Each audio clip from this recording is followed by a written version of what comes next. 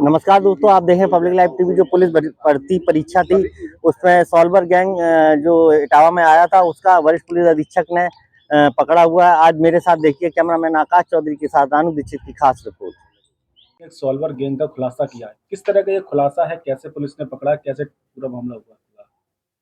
देखिए, Shakuntalam international school है, ये बड़पुरा जनपद इटावा में। एक टिप ऑफ मिलता है पुलिस को, जो है इटावा पुलिस के हमारे सर्विलांस एसओजी प्रभारी तथा हमारे थानाध्यक्ष को, जो है जो वहाँ के बड़पुरा के हैं, उनकी टीम को टिप ऑफ मिलता है कि इस तरह कोई गैंग सक्रिय है जो सॉल्वर गैंग के रूप में जाना जाता है, तथा लोगों के स्थान पर बैठाकर जो एक्चुअली जो परीक्षार्थी होता है उसके स्थान पर किसी और परीक्षार्थी को बैठा करके और उसके बदले में पैसा लेते हैं ये लोग। तथा ये कुछ दिन पहले जो एडमिट कार्ड इशू होता है, वो इशू एक राजदीप जो इसमें पकड़ा गया है, जो एजेंट है पूरे कोचिंग इंस्टीट्यूट से जिसका कनेक्शन है, जो पटना में कोचिंग इंस्टीट्यूट है तथा दिल्ली में एक कोचिंग इंस्टीट्यूट है, जो आपस में कनेक्टेड है। और राजदीप का जो रिश्तेदार है वो वहां पर दिल्ली में जो कोचिंग इंस्टीट्यूट है उस कोचिंग इंस्टीट्यूट से कनेक्टेड है।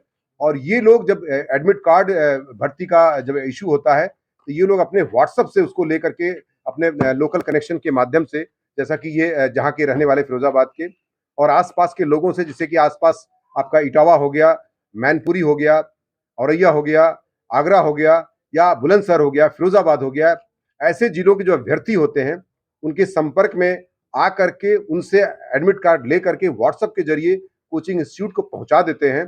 तथा वहां से सॉल्वर जो लड़के होते हैं जो उस कोचिंग इंस्टीट्यूट में पढ़ते रहते हैं, जो अच्छे टैलेंटेड होते हैं, उनको वो हायर कर लेते हैं पैसे के बदले में, और उनसे उनके स्थान पर जो एक्चुअली अभ्यर्थी होता है उसके स्थान पर बैठ करके लोग परीक्षा देने का प्रयास कर रहे थे। उसी परिदृश्य में 3 लोगों को पकड़ा गया, जिसमें राजदीप इसमें मूल एजेंट है, तथा इसमें जो लोकेश नाम का जो लड़का पकड़ा गया है वह भी जो है वो अभ्यर्थी था जिसकी परीक्षा देना था जिसको, तथा एक हरि गुप्ता नाम जो बिहार का रहने वाला है, मधुबनी का, वो भी पकड़ा गया है, जो कि सॉल्वर है, जो कि कोचिंग से आया हुआ था पटना से।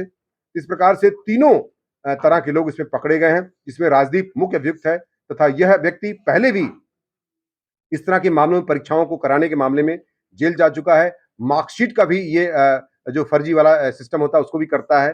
मार्कशीट खरीदने का भी इसका नाम बताया गया है कि ये करता है। इसके पास से तमाम चीजें बरामद हुई हैं, 4 फोन बरामद किए गए हैं, और जो पैसा पेमेंट होता है ऑनलाइन उसके स्लिप्स वगैरह मिली हुई हैं, तथा साथ ही साथ इसके पास 52,000 रुपए पूरी टीम के साथ पकड़ा जाता है, जो कि पेमेंट होना था।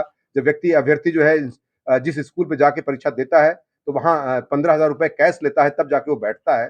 तो इस प्रकार से इस पूरे सिस्टम को क्रैक किया है हमारी इटावा पुलिस द्वारा, और 3 लोग गिरफ्तार करके 468 के तहत इनको जेल भेजने की कार्रवाई सुनिश्चित की जा रही है। अब तक इन लोगों ने कितने घटनाओं को अंजाम दे चुके हैं और कहाँ-कहाँ इनके नेटवर्क जुड़े हो सकते हैं? देखिए, राजदीप जो एजेंट है, चूंकि ये फिरोजाबाद से भी और गाजियाबाद से भी इसी तरह के मामलों में, नकल कराने के मामलों में सॉल्वर गैंग से कनेक्टेड होने के नाते ये जेल भी गया हुआ है, तथा इसका पटना से दिल्ली से कनेक्शन है। साथ साथ इटावा के आसपास के जो जनपद हैं, जो एडजॉइनिंग डिस्ट्रिक्ट्स हैं, उनसे इसके कनेक्शंस हैं। कुछ रिश्तेदार होते हैं, कुछ परिचित होते हैं, उनसे ये इस तरह की चीजों को कनेक्ट करके अपने व्हाट्सएप के माध्यम से एडमिट कार्ड को लेकर के संबंधित कोचिंग इंस्टीट्यूट को भेजता है। और इस प्रकार से ये पहले भी परीक्षाओं में, ये 3 साल पहले 2020 में भी जेल जा चुका है, तथा 2022 में भी जेल जा चुका है। इस प्रकार से और कई बार ऐसा होगा कि हो सकता है ना भी पकड़ा गया हो। इस प्रकार से इस तरह की गतिविधियों में ये निश्चित तौर से संलिप्त रहा है। इसके पास से कुछ ऐसी भी सामग्री मिली है जिससे ऐसा लगता है कि भविष्य में होने वाली परीक्षाओं में भी ये इस तरह का योजना बना करके इस तरह की कार्रवाई को करता ही है। क्या इनके और भी साथी हो सकते हैं जिनकी तलाश पुलिस करेगी? बिल्कुल, निश्चित तौर से जो कोचिंग इंस्टीट्यूट दिल्ली में चल रहा है, जो पटना में चल रहा है, तथा विभिन्न प्रकार के और स्थानों पर, और जो लड़के जिनको हायर करते हैं, ये उनके भी इनमें नाम प्रकाश में आएंगे, तथा इसमें एक फतेहगढ़ के व्यक्ति का भी नाम प्रकाश में आ रहा है। तो इस प्रकार से ये पूरे गैंग को जो है मेरे द्वारा पूरा ट्रैक करके इसको पूरे ढंग से इसको क्रैक करके कार्रवाई की जाएगी इसमें जो है। दोस्तों, आज हम नमाज पंडाल में और मेरे साथ समाज कल्याण अधिकारियों और यहाँ पर मुख्यमंत्री सामूहिक विवाह योजना। जी सर, बताइए क्या प्रोग्राम चल रहा है?